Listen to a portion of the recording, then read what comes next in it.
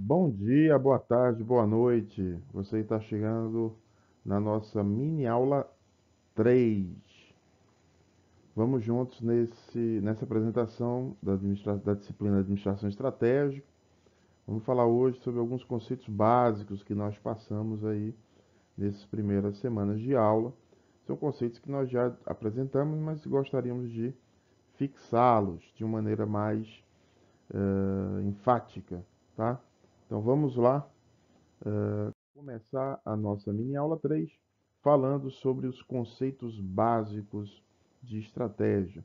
São aqueles conceitos que estão geralmente nos manuais de estratégia, de administração estratégica ou naqueles um pouco mais antigos que denominavam-se de planejamento estratégico, né? Como a gente já falou, existe uma evolução dos conceitos de estratégia, focados antigamente mais na parte de planejamento e menos na parte de gestão e execução da estratégia. Isso mudou e a gente consegue ver hoje alguns livros quase que focados praticamente nessa questão da execução. Vamos lá. Nossa agenda hoje é, traz aí a questão dos conceitos tradicionais, a análise ambiental, análise SWOT e o posicionamento estratégico. Alguém pode dizer, mas Sérgio, você fez uma apresentação de análise ambiental, uma mini aula só sobre isso. Não se preocupe, essa análise ambiental é interna. A análise ambiental que nós vimos é externa, ok? Vamos lá. Bom, geralmente os livros de planejamento, administração estratégica, eles trazem algumas, vamos dizer assim, formatos de gerenciamento da estratégia, né? E existe mais ou menos quase que uma hierarquia de declarações. Eu estou citando aqui uma apresentada pelo Collins e Huckstadt de 2008. Veja que não é tão nova assim, mas ela é super atual. Então vocês têm, no caso, dois itens aqui que praticamente são unanimidade aí nos livros de gestão. Que a organização ela tem a missão e visão, né? A missão ela traz a seguinte questão: por que que a gente existe, né? Qual é a nossa o que que a gente vai buscar fazer? E a visão é uma ideia de futuro, de ponto futuro, para onde nós vamos, qual é o nosso destino, aonde nós queremos chegar. Bom, é obrigatório ter missão e visão? Segundo esses manuais, é muito recomendado. Porém, há organizações mais recentemente que adotaram a ideia de uma declaração única, propósito, né, ou algo similar, ou até traz a missão, a visão e o propósito dela, que geralmente traz aí um outro item também já destacado, que são os valores, né? Aquilo que na verdade deve orientar o comportamento da organização, muito aí relacionados às questões éticas, ideológicas, etc. Tá? E finalmente o item estratégia, que traz aí a forma como a organização vai criar valor de uma maneira diferente. E aí eu peço para que você recorde a ideia de retornos acima da média que nós vimos numa das aulas iniciais. Ou seja, uma organização ela vai ter vantagem competitiva, vai entregar valor e por isso vai ter retornos acima da média. Tá? E finalmente, o último item, que é chamado de BSC, que é uma ferramenta para monitorar e implantar o plano, a gestão estratégica. O Balance Scorecard, e aí a sigla BSC, é uma ferramenta de gestão estratégica. Muita gente pode lembrar dos 5W2Hs, né? Aquele anacrônico do What, When, What, que é um plano mais ou menos do que se fazer naquelas siglas em inglês. O BSC, ele pode até anexar isso aí também. Você pode fazer o planejamento das atividades, né? Mas aqui é uma das ferramentas mais recentes aí da área de estratégia. Não é tão nova assim, mas que se consolidou na área de gestão estratégica. Nós vamos ver o BSC mais para o final do curso, mas vamos ver sim. Bom, o que é uma missão? né? Missão é uma declaração concisa, o foco interno, a razão de ser da organização. Aquilo que ela, vamos dizer assim, vai direcionar os seus recursos para conseguir atingir, né? Então, essa missão geralmente ela traz a ideia de como é que uma empresa vai competir no mercado, como é que ela vai fornecer valor aos clientes, tá? Tem um exemplo que é, vamos dizer assim,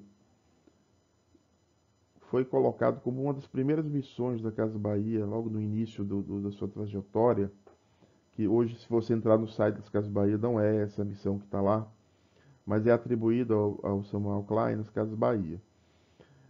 E essa missão, para mim, é uma das melhores missões que eu já vi. Comprar bem comprado, vender bem vendido.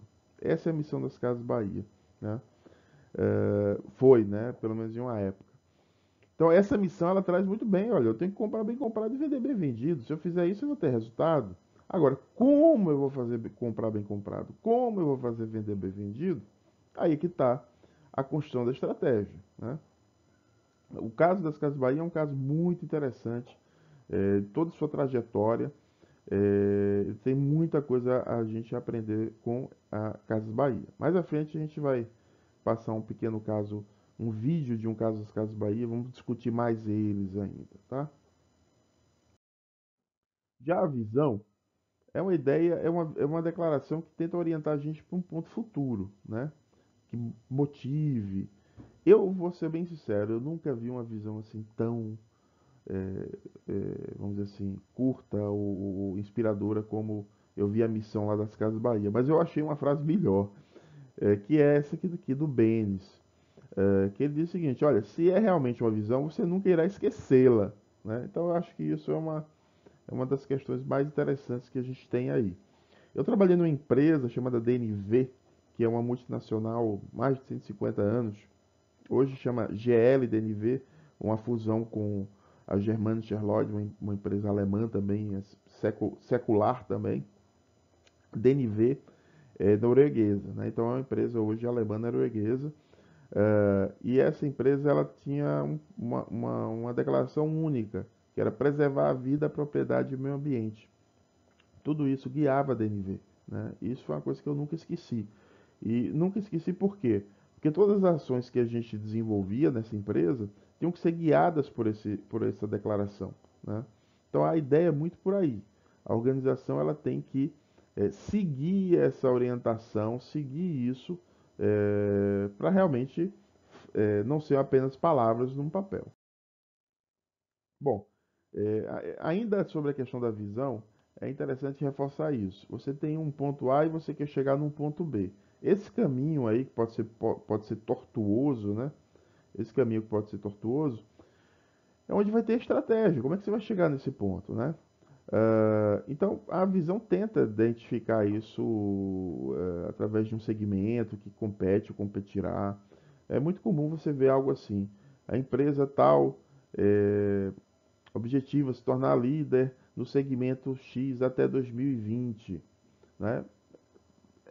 É obrigatório que seja dessa forma? Não. Há manuais que vão até dizer, não, tem que ter data, tem que ter segmento definido, etc. Tal. Mas se você for olhar para uma série de empresas que têm sucesso, extremamente competitivas e que não adotam esse tipo de característica, a gente não pode dizer que está errado, ó. Empresa de sucesso, você não está fazendo a visão correta aí e tal. E muitas vezes é altamente inspiradora. Então a gente tem que ter muito cuidado com isso daí, tá? Essas orientações não são mandatórias. Cada qual vai, ao longo do seu tempo, você como gestor, futuro gestor, você vai com certeza criar algum tipo de convicção sobre essas questões, tá? Enfim, ambiente interno, né? Então a gente falou do ambiente externo na aula anterior, e vários aspectos, né, que nós vimos, e você tem que considerar o ambiente interno da organização, né? Capital humano, os processos de negócio, que tipo de cultura organizacional você possui, né, sua organização, né? Vocês muitas vezes estão num processo de entrar em culturas organizacionais via estágio e emprego, ou até desenvolver uma nova empresa, né? E aí você vai, com certeza, como líder, fundador, enfim, participante, ajudar a criar essa cultura organizacional. Mas não é algo que se cria de uma hora para outra, mas é algo extremamente importante e que pode ser uma vantagem competitiva, o tipo de cultura que essa organização possui. Negócios, marca, força de marca, tecnologia, capacidade de inovação, capacidade de gestão e, claro, recursos financeiros, né? Nenhuma organização ela consegue desenvolver sem esse conjunto de recursos. Bom, o que é que se deve ter ideia? Que essa análise ambiental interna, você deve imaginar três, vamos dizer assim, perspectivas. A ideia de recursos, que isso, claro, você tem um nível de dificuldade cada vez maior para adquirir, né, e um tempo de desenvolvimento. Então, a organização ela pode começar com um certo capital social, capital financeiro, né, e isso vai crescendo ao longo do tempo e se obtendo ao longo do tempo. Então, você tem nesse recurso aí a ideia de ativos tangíveis e intangíveis, né? No caso, por exemplo, um ativo intangível é o talento dos seus funcionários, por exemplo, né? A capacidade de, por exemplo, transformar esses recursos em algo competitivo, né? E, claro, você chegar ao nível de competências através de padrões únicos de desempenho. Então, lembre que aquele item, competências essenciais que nós vimos lá atrás, a gente viu o exemplo da Canon, por exemplo, ou Canon, né? Uh, a competência dela era em ótica, aquilo não foi construído em poucos meses, poucos anos, aquilo demorou bastante tempo para ser construído, tá? Então a competência essencial, claro que dependendo do tipo de indústria, isso vai ser um pouco mais rápido ou um pouco mais devagar. Na indústria de TI, na indústria criativa, é imperativo que isso seja conseguido em mais tempo, em menos tempo, né? Mas em mais um espaço de tempo mais curto, tá? Então, é, é análise interna daquilo que você consegue fazer, tá? Bom, para que eu vou fazer isso? Para, junto com a análise externa, identificar minhas forças e fraquezas. Perceba o seguinte: oportunidades e ameaças estão lá fora, tá? Estão lá fora. Forças e fraquezas é dentro da minha organização. Mas eu só vou saber se eu tenho uma força se eu me comparar com as organizações que estão competindo no mercado ou que podem competir no mercado. Então eu não posso dizer que eu sou forte sem saber dos meus concorrentes. Então, se uma organização tem uma nota 9 de atendimento ao consumidor, ela pode pensar, nossa, eu tenho uma força.